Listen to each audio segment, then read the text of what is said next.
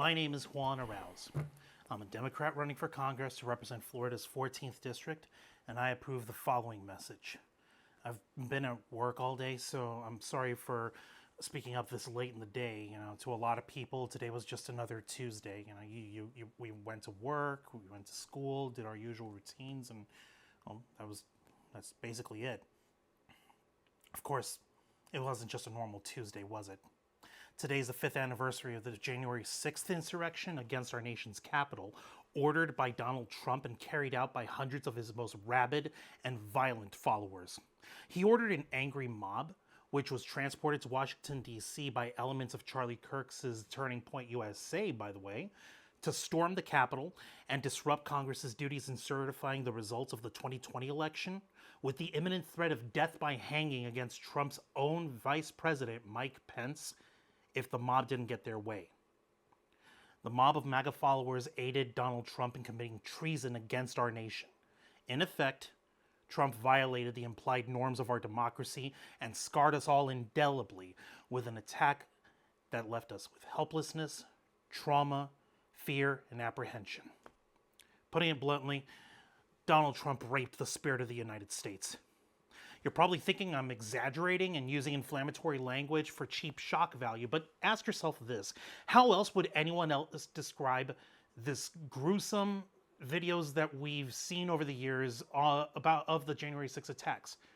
And try to parse that kind of behavior down to two singular people, and what does it look like then? It would be a bloody and violent assault, where one person is inflicting their will and imposing it on another violently. I don't know about you, but that sounds like a rape to me. Also, don't forget, Donald Trump has been found civilly liable for sexual assault in a court of law. This is a matter of public record. It's a proven point of fact. When someone with a known public record for garish behavior like Trump's can't satisfy his urges to dominate and humiliate people in one way, he has to resort to another. We must not allow Trump or any other would-be dictator become so emboldened as to attack the nation's capital and try to impose this single-minded will against the wishes of the American people.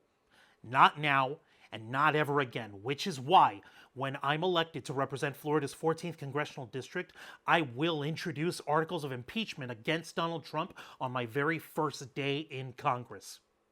Actions must have consequences, especially actions as heinous as Trump's. Unlike Representative Kathy Castor, who last year had the chance to impeach him twice and refused to do so, I will take steps in the charge to remove Trump from office and make sure that he's held accountable for the myriad of crimes that he's committed against the people of the United States. Your support would mean the world to me. Go to my campaign website, juanarauz.com, to donate, learn more about my platform, and to volunteer. Let's show the MAGA cult and the billionaire class that we can and will defend our nation against all threats, both foreign and domestic. Thank you.